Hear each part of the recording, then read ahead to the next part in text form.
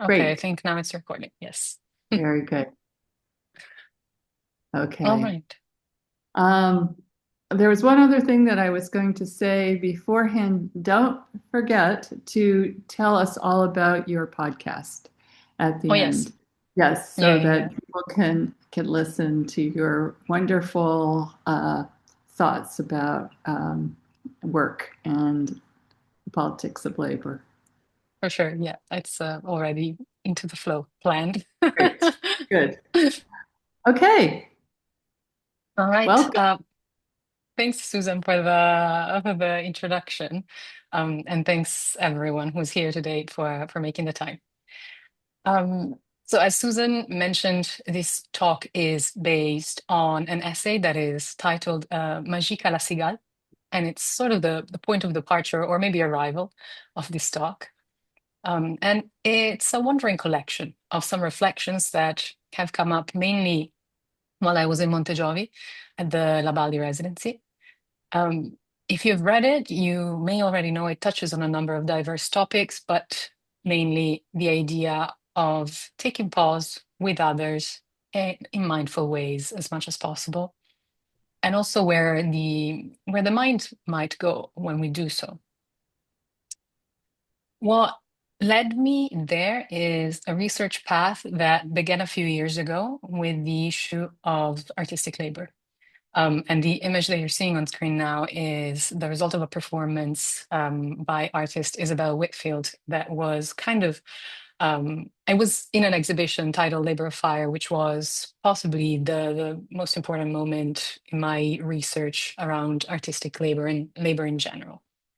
Um, it began with artistic labor, this research, but it expanded to other forms of labor. Domestic labor was the second, perhaps, chapter of that, and ultimately labor as a whole, in an attempt to analyze what do we mean when we talk about labor, what qualifies as labor.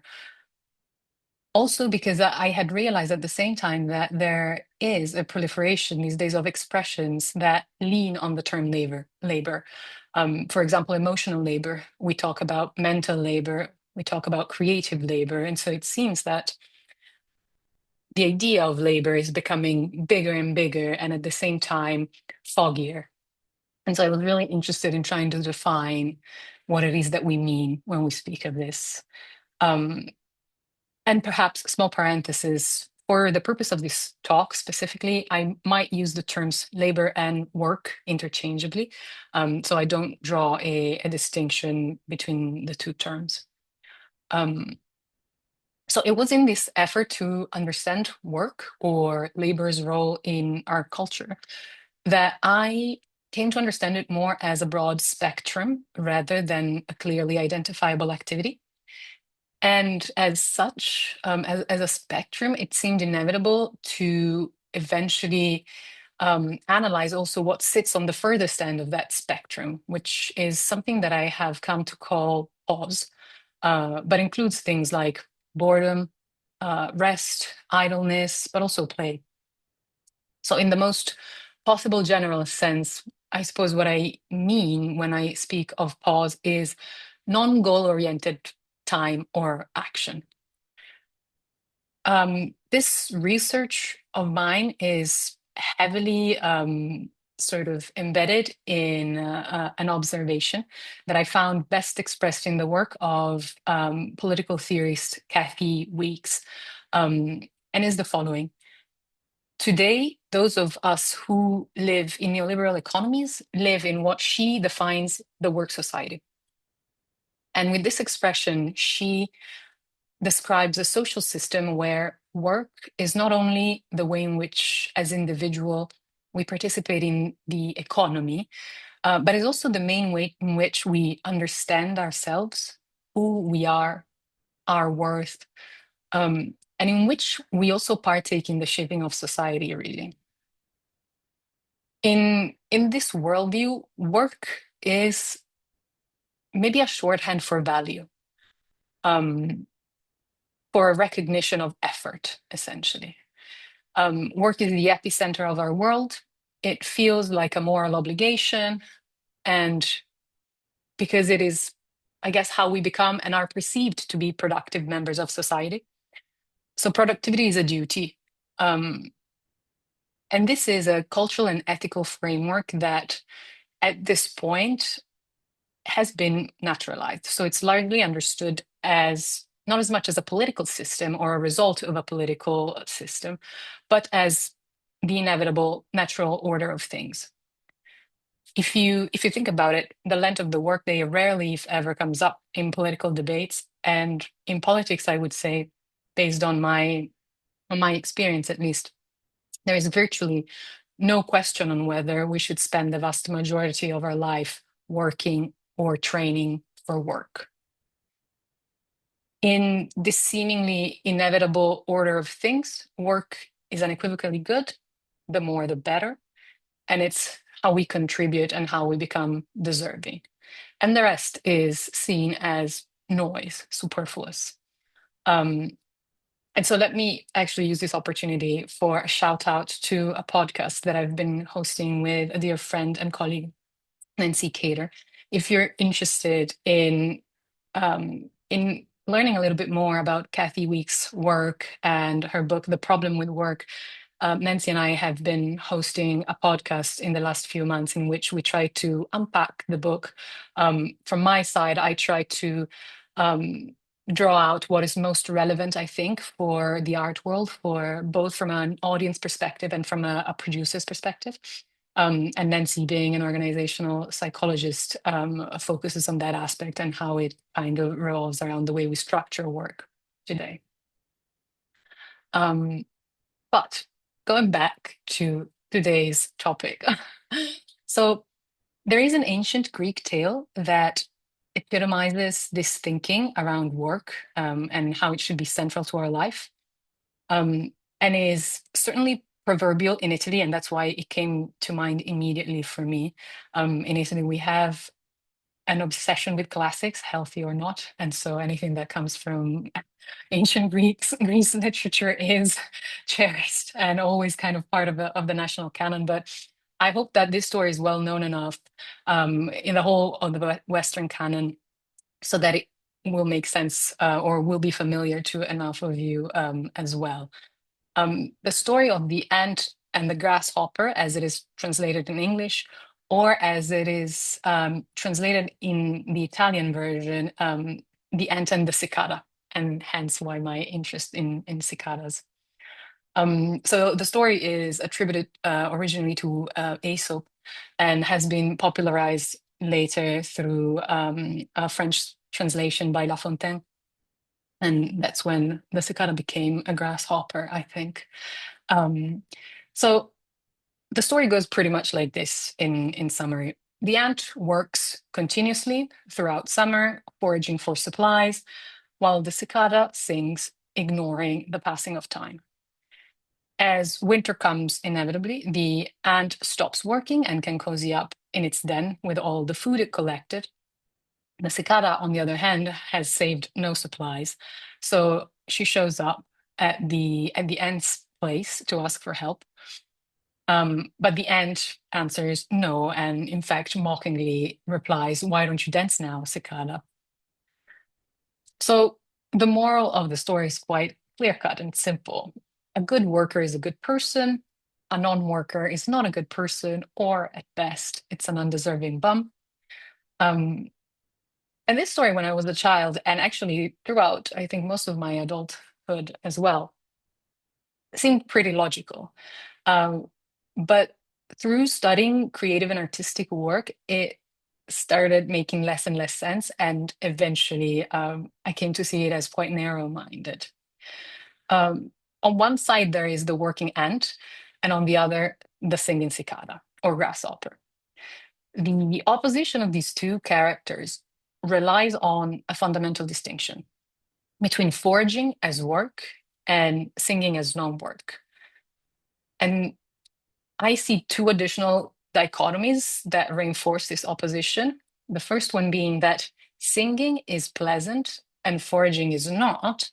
Therefore, the one is not work and the other is. And that the singing is optional and cultural, perhaps, whereas foraging is necessary and natural.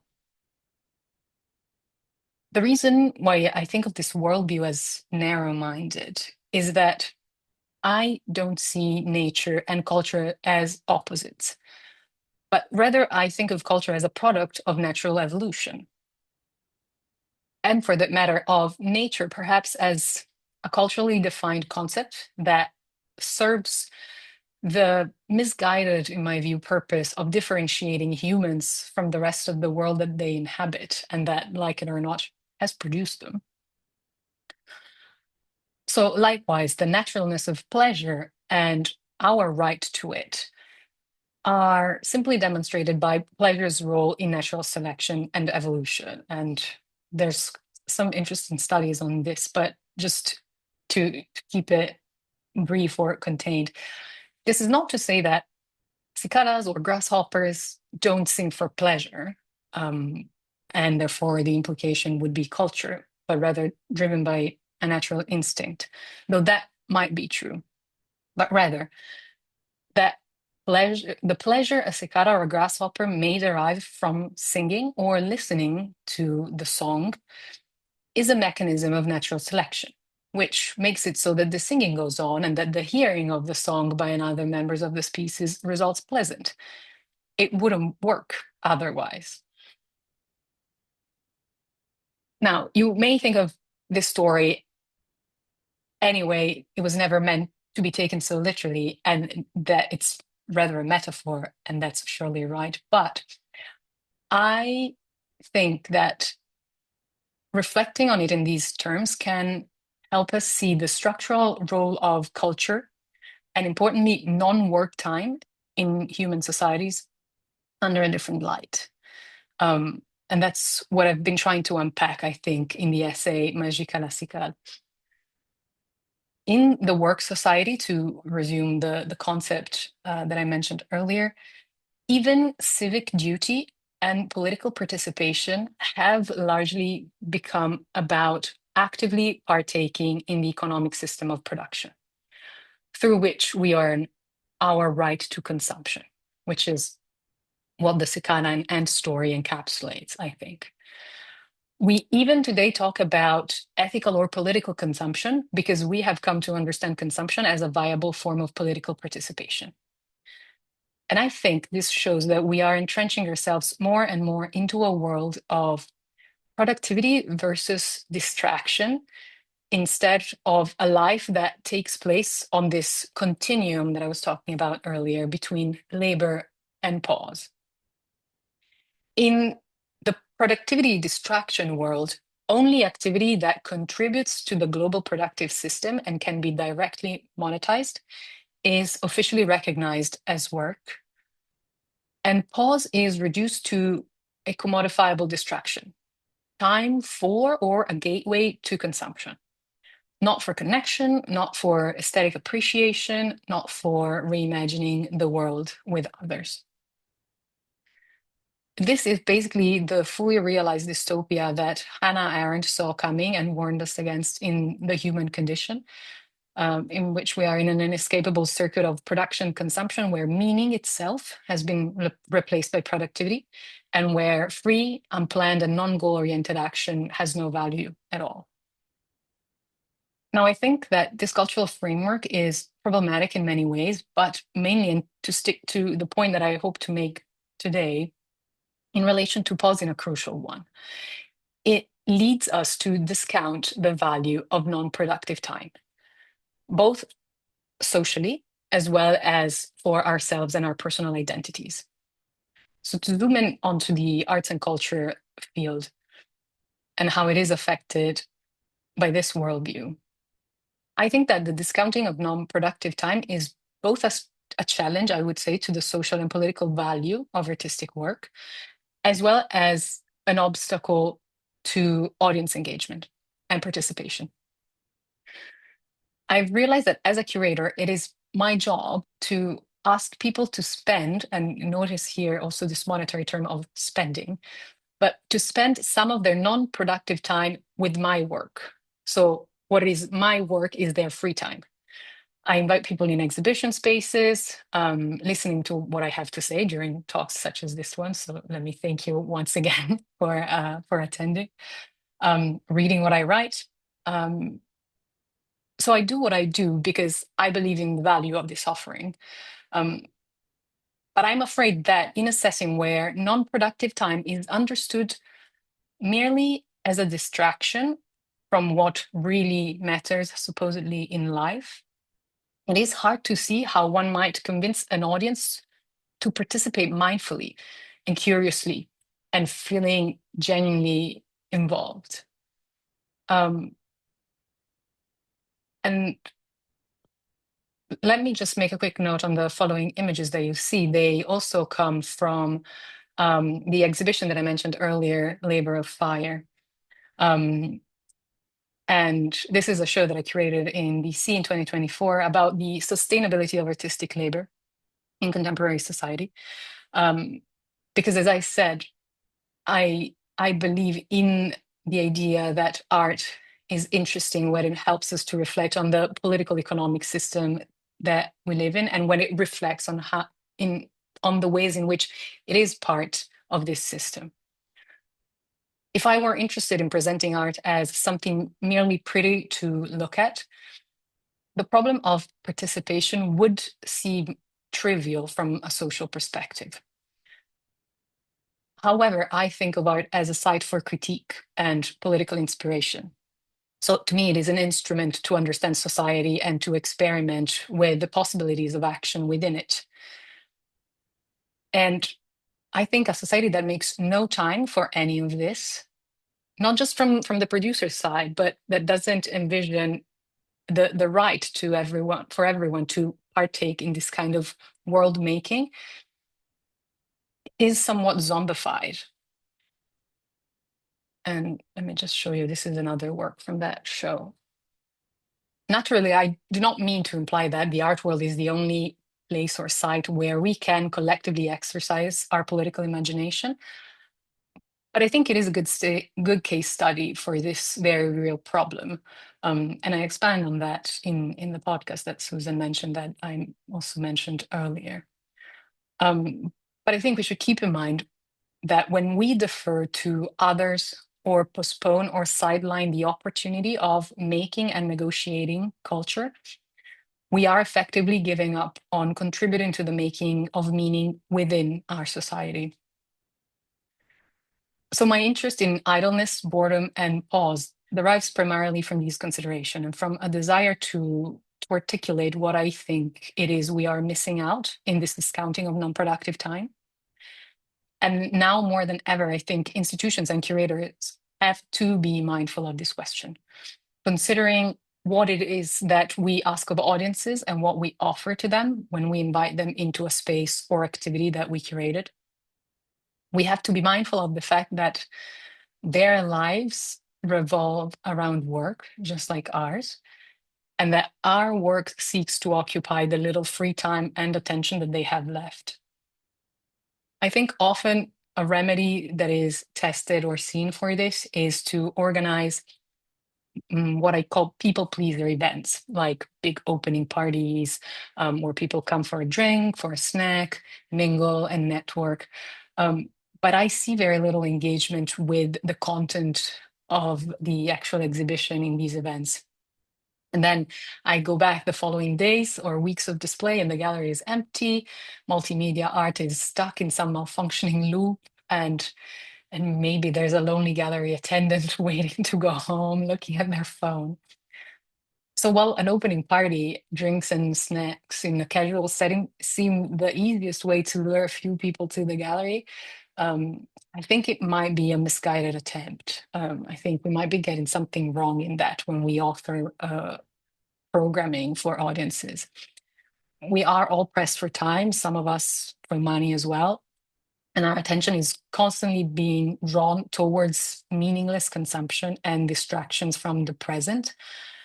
So I don't think that we should, as cultural producers, seek to do the same, to offer a distraction, to offer something mindless. I think art is interesting if it makes us sit down and talk to strangers or friends about how we might continue to live together, about what the future might look like, and we think together how things could be different, or what what meanings can we derive from the work that we see. So it's with these things in mind that as of last year, I have been experimenting with different curatorial formats compared to a traditional sort of art exhibition. I started organizing gatherings that I titled, ironically, plastic tea parties, in which the guests are asked to turn off their phones and be completely present for a set period of time, which could be, it's been usually an hour, though there's been one for 3 hours. So, but participants are warned in advance, so they get a fair warning of for how long they're going to be captive to the whole activity. Um, and the other ask of participants is that they all participate in a single conversation that involves everyone present rather than splitting in smaller mingling groups. The objective of these parties is to invite people to be idle together, essentially, and renounce the distractions from the present for that given moment. Um, to facilitate the process, events have been kept quite small. I think it's small groups are definitely better suited to deeper, more engaging conversation. Um, and they were, as I said, briefed in advance, not in the sense that they were asked to prepare anything specifically, but they were sort of informed of the conditions of participation. And the event was contained within a limited perimeter. For example, what you're seeing now on the screen is a plastic tea party hosted in Milan, which was inside this window, which is a window of a nightclub. So that's the 3 hour long one, by the way. So I was there with three people, and it was just us with the club going crazy all around us, people at the bar, and three of us sitting there sipping tea. Um, so yeah, that was the latest one. Um, so limited perimeter, as I was saying, which can be that of the gallery or the exhibition space, or an alternative perimeter, as in the case of this one at the club. Art or selected objects, in this case poetry as well, were part of these events, but deliberately not at the center of attention. Rather, conversation starters that might lead to bigger themes referenced by the work or the objects. In a way, I saw the works introduced in these settings a little bit like talismans guarding the encounters. Maybe producing a subliminal effect on participants, and they were also a way to engage the audience, to sort of get the audience to transform them. The first plastic tea party, the image of which you're seeing now on screen, was dedicated to the artist Daniel Spöri, whose sculpture garden is located, as some of you might know, only 15 minutes away from Montegiovi, basically. And it's a beautiful space. He was a master, I think, at, excuse me, he was a master at making and playing with meaning of the everyday and of the commonplace.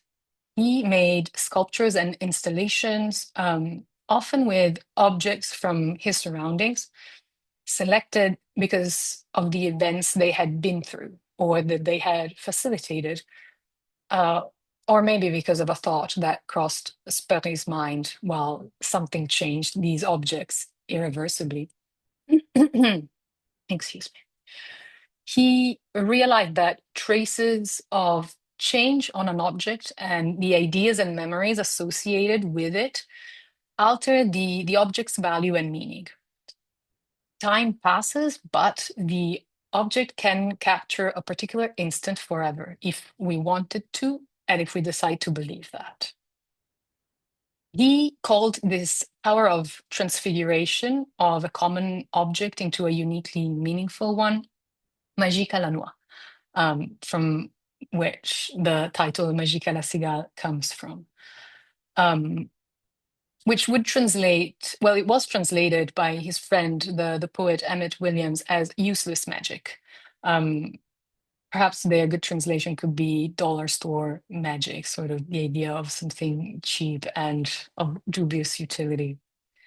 A torn apart and mummified copy of Wittgenstein's Tractatus Logico-Philosophicus, he said, was his first unintentional work of magic, which was created, so to speak, to prevent a fussy discussion with a girl.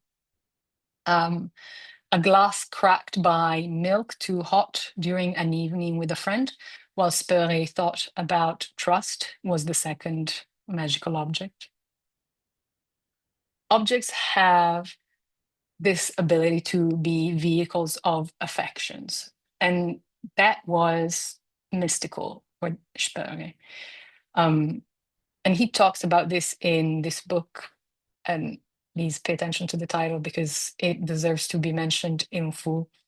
The Mythological Travels of a Modern Sir John Mandeville, being an account of the magic, meatballs, and other monkey business peculiar to the sojourn of Daniel Spurey upon the Isle of Simi, together with divers speculations thereof. So, in this wonderful text, he wrote the following, and I'm quoting: "The hair of the beloved, grandmother's ring, holy water, and so on, until they reach the flea markets of the world, where these objects continually pile up, stripped of their magic and cut off from the memory of their history. Thus, holy water becomes stinking old water, the locks of the beloved crumbling hair, and the bone of a saint a bone for a dog." Studying Spurrier's work, I came to see the artist's magic power as relying precisely in understanding this kind of contingent and relative nature of reality, and knowing that making and impressing meaning is always a creative and imaginative practice, which is not bound by logic or science nor truth. It's always a little exoteric. And instead of being paralyzed by this absence of immutable meaning, the artist has the confidence to intervene in the process of giving meaning to reality. And I think this confidence or drive, if you like, to partake in the making of meaning, while typical of artists, may be otherwise rare. For those who lack this spontaneous inspiration, myself included, I think we can most easily cultivate it in the company of others. To think that an idea of reality is always a kind of fiction can be scary, I think, and unsettling. But it is empowering at the same time because it means that we can change it. We can change its meaning, change its representation, we can stir up energies, change our understanding of it. This power is what I'm referring to when I talk about magic. Magic is meant to be participatory, it's meant to be shared, because perhaps we're all skeptics of the possibilities deep down, and we need the presence of others to find confidence. And maybe magic is also meant to be shared so that we keep each other accountable when we use this power of playing with the meaning of reality and of things. After all, a personal kind of magic by a non-accredited magician risks looking very similar to madness. So I think the sharing is healthy for everyone. I think Daniel Spurey was deeply aware of the different nature of the meaning and magic made in the company of others. He was initially known for his snare pictures, which you can see on screen. These were installations of plates and glasses and cups, and food and anything that was left on the table after a meal with friends or breakfast with his girlfriend. He would glue everything as he found it on a board, and then he'd hang it on the wall like a painting, basically, like a work of art. A sort of, the work became a sort of monument to that time that had been shared. He then moved on to edible art with his eat art practice. In 1967, he started organizing feasts for friends and guests. And in 1970, he opened a restaurant in Düsseldorf called Ristorante Spöri, which was adjacent to a gallery. Eat art was a complex practice about the overlap of feeding and gathering rituals, and therefore, I think about the porous border between nature and culture and between art and life. In fact, of Eat Art, he said it was concerned with life itself. He said the most powerful instincts are self-preservation, food, and reproduction, sex. And he said he chose to deal with food because so many were already dealing with sex. And so, in this sense, I think we could think of Spurry as perhaps hypothetically being more interested in the labor of ants than that of cicadas. Um, but as I said earlier, and as I think his work implies, attempting to draw a separation between the two would be a mistake. Daniel Spurrier was also fond of collaboration and worked extensively and mostly with his friends. In the 50s, he launched Édition Mat, which is an acronym that stands for Multiples d'Art Transformables. And they were small works of art made in series of 100 multiples, produced in collaboration with artists and friends like Man Ray, the one you're seeing on screen, Marcel Duchamp, Jesus Rafael Soto, Yves Klein, the list goes on. And this was a project about the accessibility of art, the impossibility of making perfect copies, actually, and the inevitability of change. And still in collaboration with his artist friends as part of Eat Art, he actually created a library of recipes with other artists. And then, of course, as I mentioned before, his garden in Seggiano, which features sculptural works of many of his friends. The one on screen is a collaboration between him and Namjoon Paik. As I said, Spurley understood well, I think, the value of making meaning together with others. And he said often this quote that I really like. He used to say, apparently, the best thing about me are my friends, but maybe the opposite is also true. And I am the best thing about my friends. So, if my research journey has been about labor and pause, my curatorial journey has become about how do we come together today to find the same confidence that I see in Spurrier's life work, to make this magic with friends, with strangers, even to challenge reality, to challenge its meaning, and make our own with a collective vision. Essentially, that's what I'm interested in. It I think when I was reflecting on this, I thought maybe this seems like a very post-pandemic question. But really, I realized that for me, it is a question for staying sane through the mind-splitting pool of the work ethic and society on one side, and the attention economy on the other side. This is both a question of sites, I think, and one of modalities. And it is both about how we come together as colleagues within the art world and with and within audiences. Productivity and consumption follow a profit-driven logic. We all know that. And I think that inevitably limits our freedom of experimentation and of creating meaning, literally. And that is why we need opportunities for non-productive time to understand ourselves, to understand the problems of the current order of things, and to think about our desires. What does a society that we would like look like? We need spaces where we can possibly do this for free. Limiting our non-productive time and letting it be co-opted by economic interests instead serves the status quo and makes it so that we continue to be locked in the existing structures, in the productivity distraction continuum, and we progressively lose the ability to think outside of them. So finally, onto my last consideration and possibly an idea for projects to come.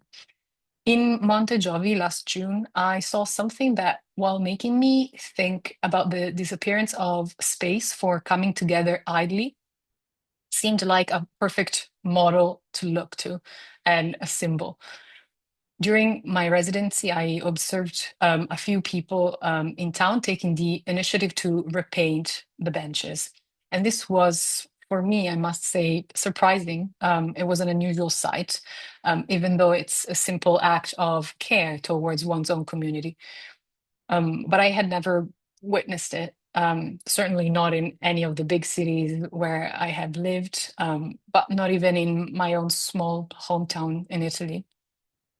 Um, I had my personal experience with these benches. I was lucky to connect with one of the other residents in Montejovi. And for the few weeks that we were up there together, we ended up meeting every other evening or so on a bench after making sure that the paint was dry. And we sat there for a couple of hours to enjoy together the end of the day and exchange some thoughts and get to know each other. It was really simple, unplanned, and spontaneous, but it felt quite powerful and it fed into the work that we were both doing during the day. And I think that was the most interesting observation for me. I was impressed with how it was regenerative for me personally, mentally, but at the same time, it was generative for my work without us intending it to be. This generative and regenerative power of open-ended time and action is why I am interested in idleness ultimately, and why I believe that we should protect our right to be idle. To say idleness is open-ended is to say that it doesn't have to have a goal. We just have to commit to present and use it to cultivate our imagination, to experiment with ideas. And I mean that also in a political sense. In a similar way, in her book, The Problem with Work, Kathy Weeks talks about a form of daydreaming that we cultivate if we can get that we can cultivate if we can get back our time. And she describes it as a speculative social imagination. This kind of daydreaming is something we do driven by our desires, but according to her, within reason. So we can imagine a better world, so to speak, whatever that might mean for you, but committed to the realm of the possible. So a sort of realistic utopian thinking, maybe. And she argues this is something we can only do if we come together committed to be present, to be there. And I tend to agree with her. This is how I started to think about the public bench as a symbolic space. Because a bench is a designated perimeter, so it kind of brought me back to that idea of gathering within a space that holds us. Its length assumes that it be used by more than one person at a time. A bench is more than a chair, but it's less than a dining set. So it's also not meant for a shared meal or for work or for a game of chess or cards. A public bench doesn't belong to anyone, but can be used by all, as the people in Montejovi showed. It can also be taken care of by a community. It's usually outdoors, outside of the confines of the privacy of one's home, yet only big enough for a close personal interaction. It's comfortable enough, though away from the comfort as well as the demand of the domestic space. A bench can be a meeting point, a place to think, a place to rest, a place to talk, a place to take a break. It's a place that is fit for idleness and contemplation, basically, I think. It's often in front of a panoramic view as the previous one that you saw, one of the most beautiful viewpoints in Montejovi, or under the shade of a tree. And so this idea of benches got me curious. I realized that the story of benches is as old as that of urban public space. In Europe, some date them back only actually to the development of modern cities in the 18th century. But then I found a paper that was talking about benches in the second or fourth century before current era, with 100 examples found among the Roman ruins of ancient Pompeii. And seeing the freshly painted benches around Monte Jovi made me realize that today benches are disappearing from our urban environments. I could not tell you where to find a bench here in Accra, where I live.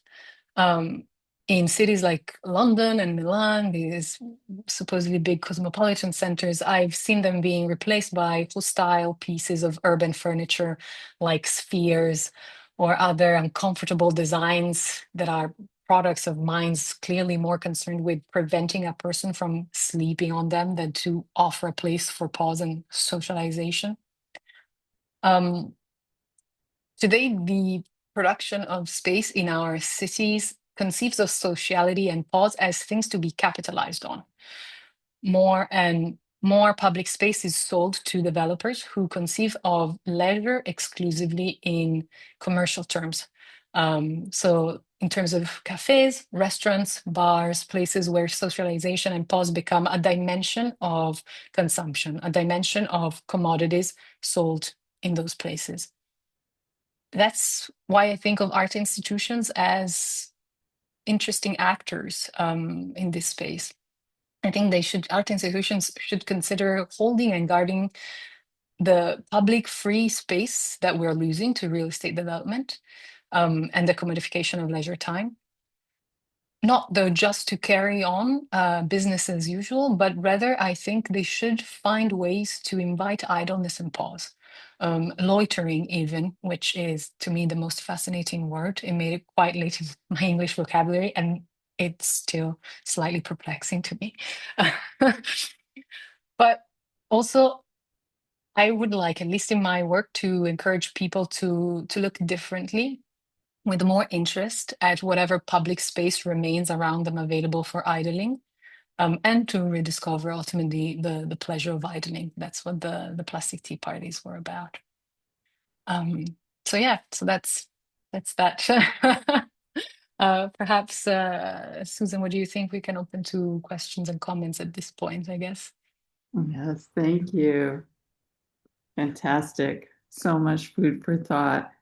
And I keep living in the idle space. I always hope that I think that's the I always place to hope be. that I can make enough money for the food space. Exactly. But yeah, if you have questions, you can raise. Oh, I see Kevin is raising his hand. Well, actually, that was my applause, but then I did raise my hand. Oh, okay. That was But it's your nice to one. see you again, Nice to Benedetta. see you And I was too. I'm and I was sorry I in didn't. Montejovi the month after you, so I'm Yes. familiar with those benches. Mm-mm. Um, as it happens, your talk intersects with an interview I just heard yesterday with a person who wrote a book called Free Gifts, Mm-hmm. Capitalism and the Politics of Nature. Alyssa Battistoni, I think. I think Ah, she's yes. My cousin. that's your cousin? Yes, Wow. Susan How That's mentioned. interesting. wild. How interesting. Well, she made this really interesting connection between what led her to this book was like she's very interested in reproductive labor and how it's not Mm, paid in domestic labor. yeah. And then that got her thinking and how people talk and then that got her thinking about zones of no value. Like within capitalism, there are zones that are not commodified and not valued. Mm-hmm. And the other one being nature. And so the idea that um, and she ends up sort of critiquing something like the project we were involved before in the carbon footprint or trying to put a monetary value on nature or a Mm-hmm. monetary value on reproductive and domestic work because that and intuitively it feels like well we need to add value to that so people understand how important it is but and I don't know if she said this or if it's just the way I take it because I haven't read her book but it strikes me um in part from what you're talking about is that that would then it could be counterproductive because then it pulls those things that either in my own way that I think about these things is maybe things that might be considered sacred or outside of capitalism, Mm-hmm. like things that we're offended by when capitalism sort of embraces them.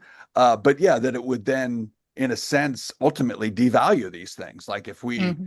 like someone she made the point that it's absurd. Like the all of the whales are valued at like $3 trillion. So does Mm. that mean somebody would try to buy all the whales, which of course is absurd, but it makes you Yeah. realize that it like takes out the magic of what so much of life is when it gets pulled into the system of value. And so I think Yeah. that intersects interestingly with what you're talking about, the idea of Hmm. work and value. And idle Yeah. time and value. And back to like when I was at Montegiovia, I at first was like, I must use my time. I Hmm. must use it productively. And it took me a little while to realize that the most productive way would be not to not to focus on the how I use my hours, but more how I use like my minutes and my allowing this the time and space to let me find what it was of value in just being alive in that space. So that's a Absolutely. lot of a lot to say, but that's what you're talking about kind of made me think of.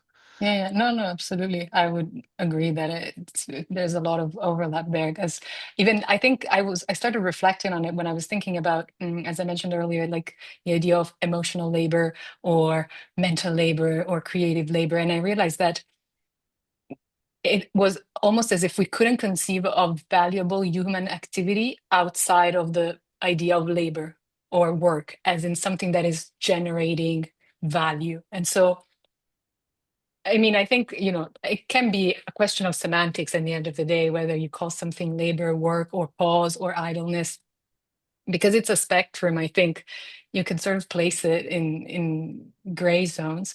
Um, but yeah, I didn't really realize, we call things work because it's the only way that we can conceive, like the only kind of valuable activity that we can conceive of. And so we subsume it under that category to make a statement that it's valuable. But actually we lose maybe sight of the fact that that's part of an economic system that is not naturalized. It's political. It's got a there's a political dimension to it, so it's open for debate actually, if we wanted to debate it basically. Yeah, and if you believe like I do that the system is actually predatory, then it really gets Yeah, complicated. So exactly. Exactly. Indeed. I, I see that Jem, you got your hand up. Yeah, thank you so much, Benedetta. So good to see Hi, you. Jeff. Good to see you too. Thanks for being here, Oh, for you're attending. welcome. Yeah. Thanks for your talk. So it's expanding on what Kevin said. Actually, there's a I don't know if you're familiar. Asker Jorn wrote an essay. He was a situationist, and it's the Hmm. essay is called the what is a ornament, in What is the which one? Hmm. he completely destroys the idea that you can either have a Marxist or capitalist understanding of art labor. Hmm. He Yeah. said art labor falls into a different category. And I was thinking in the Walt Disney version of the story that you told us. Hmm. So the grasshopper comes and they tell him to go away. And he's freezing outside. And then they feel bad for him and they invite him inside. So eventually. They give him food, and in return, Grasshopper plays music, and all the ants are dancing. And this is like, The Disney was like, monetization. Yeah. yeah, yeah, kind of There you like go. the durational, just like an ornamenting of the labor. Artist is there to ornament the Hmm. labor as if it's his job. And it's interesting because like Disney is an artist, but he was a racist as well. So he Hmm. hated the way that ex-slaves were now lazy. Okay. Hmm. And Yeah. he made very racist depictions of them. But like as an artist, he actually doesn't realize that he easily steps to the other side, Yeah. and kind of just like his understanding of labor totally changes when it comes to just like depicting the art. It's just like it really made me think of that. Like, what is an ornament is a very interesting essay because Thank you. art labor. What do you think of it? I mean, I think art labor really doesn't fall into the capitalist understanding of our like or Marxist understanding of just Hmm. like what we might Yeah, I call would agree. I find labor. it very difficult to sort of reconcile it with the whole capitalist system. That's why I think eventually I ended up with like feeling very sort of close to the Kathy Weeks theory, because I just like I realized that the system is what's wrong. It's the problem is not with artistic labor that doesn't fit. It's the system that it's too simple-minded, too restrictive, too I don't know, short-sighted, or like does not leave room for what is the complexity of a human being, because human beings are not just their work, and yet today we're told that's who we are, that's our identity. It's the first or the second question that somebody that meets you the first time will ask you, because it's how we basically place people in society. Tells you what is the level of education of a person. It tells you what is their economic class, likely. So it's so interconnected, and we are, fundamentally educated to believe that that's just natural. That's just how it is, and it can't be in any other way. If I can make an alternative suggestion of an alternative version of the grasshopper and ant story, there's this illustrated book, beautiful, written in 1963 by John Chardy, and it's titled John J. Plenty and Fiddler Dan. It's a children's book, but it's poetic, and I won't tell you how it ends, or how it, like, I don't want to spoil it, but it's you can find it on the Internet Archive as well. It's super short, so I highly recommend checking it out, because I would say that's my favorite version. I think what happens with the art, I'm just gonna insert that if it's okay, and I want to hear what Mhm. you want to say. I think what happens with art is that the fact that it is durational really screws everything up, Yeah. because end product is not really the purpose of art. Yeah. It is the process that is the real purpose, or initial purpose of the art is the process by way of which you get to a so quote unquote end product. And the end Hmm. product really doesn't fit into the market capitalism or anything, because it's usually useless. Like the gallery, you said, video installation, it just goes into a loop. It's not even working. Hmm. There's no one looking at it. Yeah. It's very dysfunctional as far as the system is concerned. So I think, and that's where everyone is, we all are, and then the system really gets confused. And that's why actually I think they go really happy when they find a nice painting to which they can put millions. Yeah, yeah. A It's an nice object, confusing the artifact with the idea. Yeah, Yeah. yeah, for sure. Yeah. Thanks for that, I Chen. see, I see Maggie, you have your hand up. Yeah. Hi, Benny. It's Oh, good to Hi, Meg. see you. Good to see you too. So this is great oh, reunion. This. I know. So I love your topic. I just think it's fantastic. It's something that I think as artists and people, we're constantly grappling with, and I feel like personally for me, I love the idle time. I love that sense of being bored because I know there's a creativity there, but Mhm. it's also scary as hell to go there because you're going into a part of life that's not sanctioned. People don't really allow you. They'll allow you a little bit, but then you cross the line and it's too Mhm. much. So I Yeah. think it's a fascinating area to explore. And one thing that kind of I was thinking about as you were talking about was the presidential candidate Andrew Yang. If you all remember some years back, he was running on this idea of a living wage. And having a living wage would basically decouple the idea of income from a job, Yeah. which which breaks that link, which I think is kind of fascinating in the context of what we're talking about.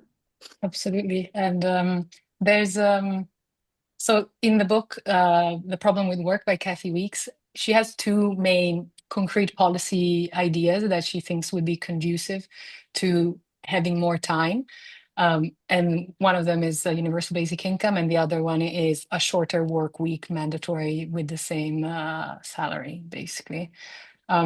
Because in her book, she explains how she sort of she shies away from being normative. So she's not saying, I'm not going to tell you what society needs to look like, but what I can tell you is that as long as we don't make time to talk about this, not just, every however many years through voting for a presidential election, but like on a daily basis to have this discussion in continuity, we're never going to step out of the current structures and systems.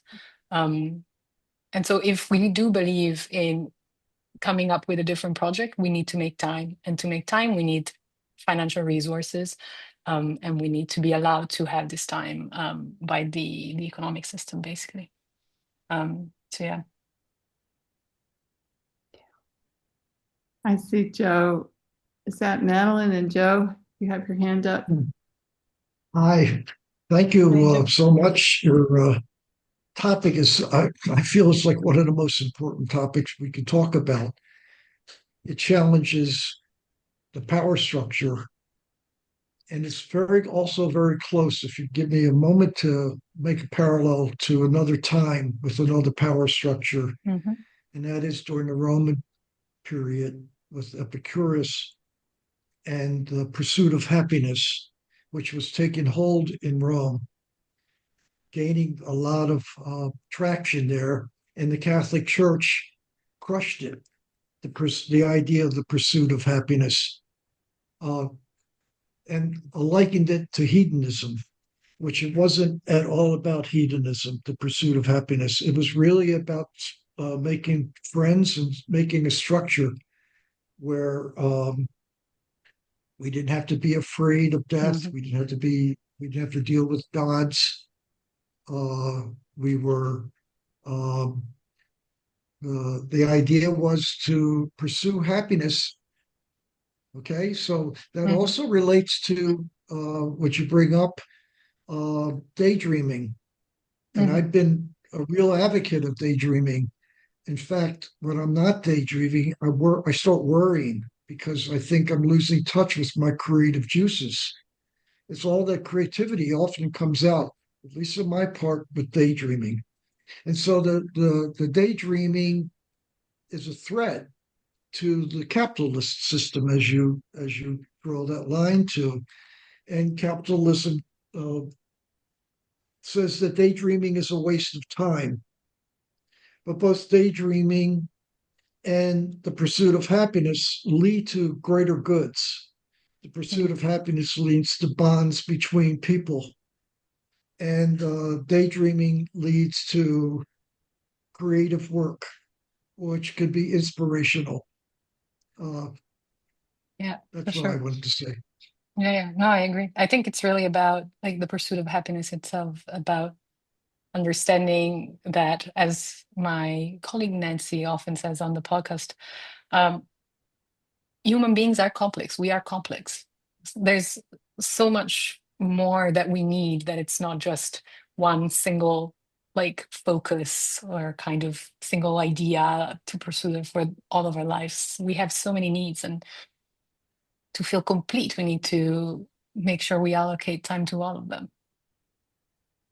I wanted to should have mentioned this, but uh, the Declaration of Independence and um, Jefferson was an atomist, Mm-hmm. and he had a very close friend, Italian philosopher, more or less, who put him on to Lucretius. And that idea of the pursuit of happiness is part of in the United States, the Declaration of Independence, and Mm-hmm. uh, life, liberty, and the pursuit of happiness. The thing that we don't talk about enough in the United States, where it's right there in our Declaration of Independence, was the founders really wanted, was the pursuit of happiness. And I think it's really interesting. The founders were so bright and they had the right idea. And yet we leave out this beautiful thing, the pursuit of happiness, and it's crushed somehow or another. Mm-hmm. We just don't do it when we should, and it's part of our culture in the United States. Should be. but we don't do it. Yeah. It's well, nowhere really, but it's yeah, as you said, it's peculiar that in the United States it's part of the foundational documents and sort of Yeah, it's um, amazing. yeah, yeah. Christine. Yeah, hi, Benedetta. So Hi, nice Christine. to hear you talk about your research and making all the connections and the way that you weave them together with the labor and the economics, and because it's all about economics, right? Labor and Mm-hmm. the Yeah, we politics do. and Mm-hmm. different ways of different systems of thinking about labor. But I'm um, from an artist perspective, when we're writing applications or, coming up with proposals, there's always the piece about the result, or writing a grant, for example. Mm-hmm. I think a grant is maybe a better, Minnesota, there are a lot of opportunities for artists to apply for things. So anyway, it's like, what do you want to get out of this? What's the goal? What's the result? And it's rarely just to pause, because I think Yeah, that's it's imperative, right? To have this, and yeah, I'm really glad you're advocating for it. there was Advocating for the pause. there was French American, I think, artist, Robert Filiu. He was part of the Fluxus movement, and at one point with Alan Kaprov, they were trying to establish an institute of permanent creation, I think it was called, because of this. Like they thought that art was about the process, and they were very conscious of the financial struggle of trying to live and dedicate most of your life to a creative practice. And so they were hoping to create an institute that would be a home for artists to just do the research with no questions asked, essentially.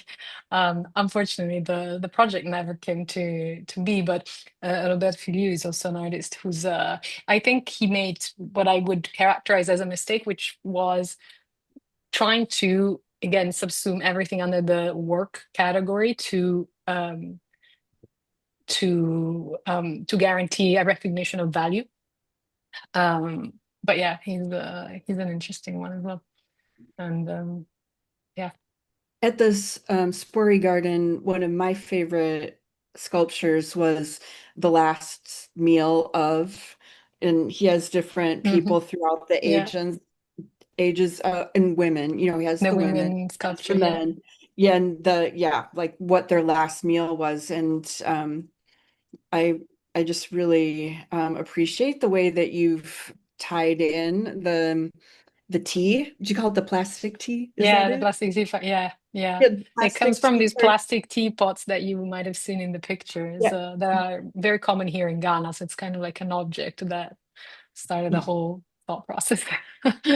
But the idea of coming together with, you know, no objective at all. Well, to talk, that's the Hmm. objective, right? To talk, but Yeah, even to exactly. have no objective, and I was thinking too about Marina Abramovich and, her process of, you know, just sitting right in the Hmm. gallery, having Yeah, people come and like sit with her. yeah. And just how, I mean, what could be more of a pause than that? Than that. Without, not even speaking, Hmm. just like, because sometimes talk Yeah, is, you know, sometimes talk can get in the way of things too. But yeah, that's that's a true. little bit of my stream of consciousness there about what your talk provoked for me. So thank you so much for Thank you sharing for your work. sharing. Thank you for being here. I Mhm. think we have one more question. Alfie?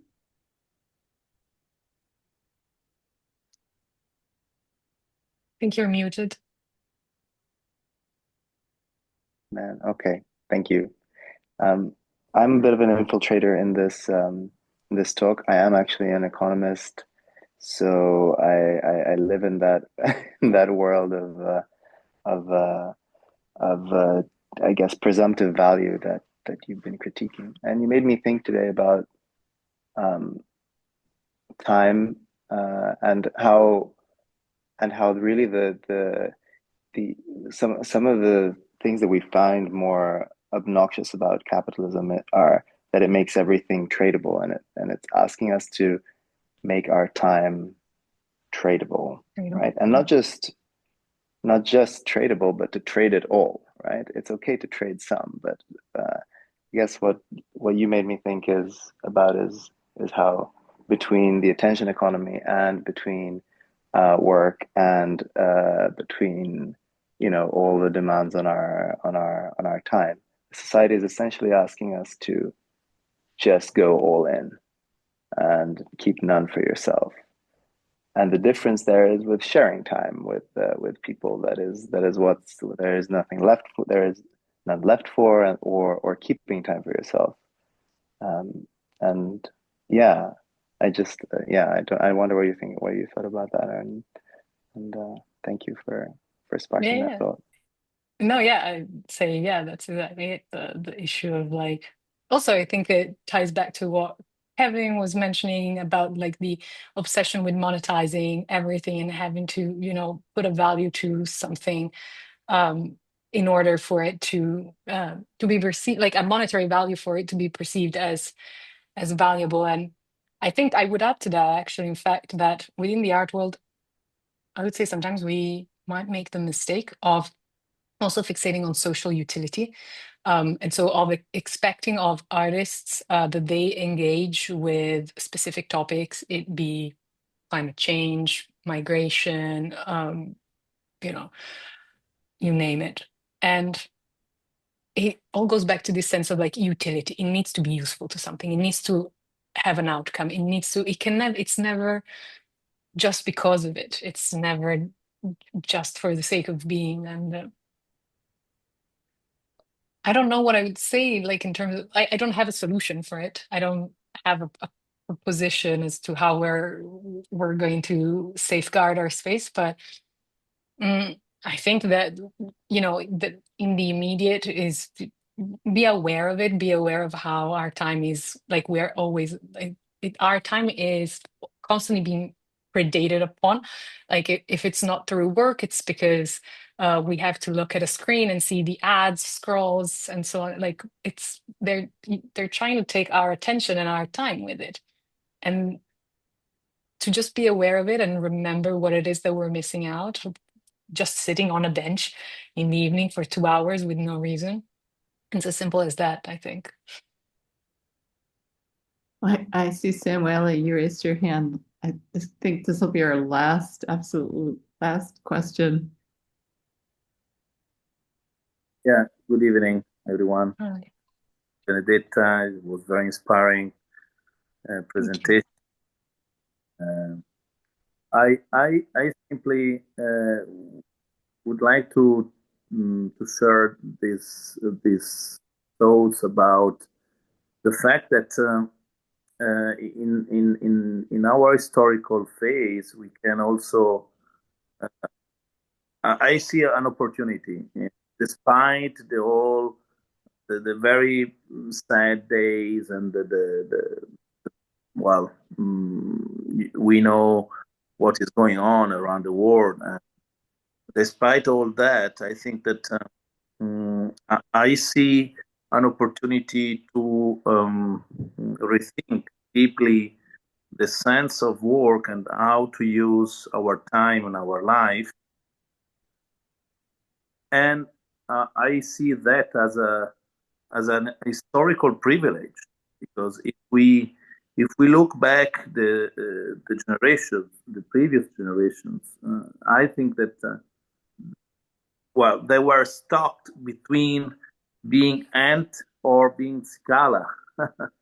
And Yeah. I nowadays we can enjoy more, or we can take the positive aspect of our times with the use of technology, the fact that we have to see nature uh, as the most precious value in our earth, Well, I think that we are maybe the first or the last generation that um, can change or not only reflect but also start to use in a different way our time in our lives. That's why I consider your topic, your theme very inspiring because it's something that is touching a very ancient topic. Mm, but well, mm, how you present it with this reference to Daniel's poetry, to the benches, and it was very modern. And I see an opportunity for our generation to leave a mark in that topic. How to live differently the work, and in generally also our time. Let me share you with you another issue, another news about the bench in Montejovi. Mm-hmm. Oh no, what happened? Actually, we are working. That's a secret, but almost a secret. We're working in a gigantic, in a giant bench Oh uh, yes. to be well to be collocated in outside the village in order to admire the village and the valley. That's beautiful. I'm so glad to hear this. This is fantastic. And next year you will simply see a new big bench around Nice. the Jovi area. Okay, thanks. And actually, I'm living in Brussels, and Hmm. here, hopefully, there are plenty of art galleries. Uh, Artists inside are working, and Yeah. one of my favorite activities, my free time, is just to go to the atelier and to have the opportunity to talk with them. Hmm. One of the reasons why they decide to work live in the in open air or uh, just in front of a window is because they would like to have the opportunity of meeting the people, explaining how Yeah. time takes to produce something artistic. And I think that it's very effective. This simple attitude that very common here in Brussels to see Yeah. plenty of artists inside. It's very beautiful. Yeah. Yeah. I think that yeah, artists want to invite conversations. They want to Yeah. talk about the work if they're given the opportunity. Makes me think of one of my favorite works ever, by David Hammond's Snow Blizzard. He just made these snowballs and stood on the side of the road selling snowballs. And one thing he said about it, I mean, I read about it, it's a wonderful, wonderful work. But he said, when you put an object between you and people, that invites questions. So it's like, you know, like what I did when I brought the plastic teapots to the gallery. It's a conversation starter. It invites question. It's just a pretext for an exchange. Yeah. Thanks, Samuel. Thanks, everyone. I was thinking, Benedetta, about plastic space. That, but with the plastic tea party, you're plasticizing space. You're That's this. opening it Yeah. up and Yeah. reforming it and developing it in new ways. Yeah. Yeah. Wonderful. Well, thank you so much for coming this evening, Yes. sticking Thank with you for us. everyone that Really came. great conversation, more food for thought, and you actually gave us permission to practice Yes. this. Be Yeah, bored. yeah, Be idle. Loiter all day. absolutely.